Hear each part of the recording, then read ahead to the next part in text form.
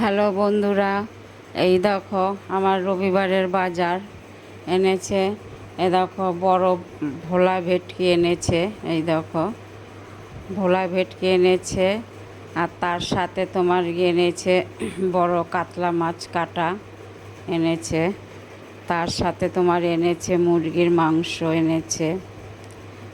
এই দেখো কাতলা মাছ, কাতলা মাছ এনেছে, আর ভোলা ভেটকি এনেছে। আর তার সাথে তোমার কাকচি মাছ এনেছে, আর তোমার মুরগির মাংস এনেছে।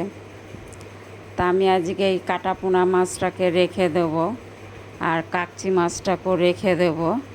আমি মুরগির মাংসটাকে করবো। এই দেখো ভালো করে ধুয়ে নুন মাখিয়ে রেখে দিয়েছি। আর ভোলা ভেটকিটাকে ওটাকে আমি আজকে রান্না করব। তার জন্য আমি সাদা সর্ষে আর কালো সর্ষে ভিজিয়ে রেখেছি।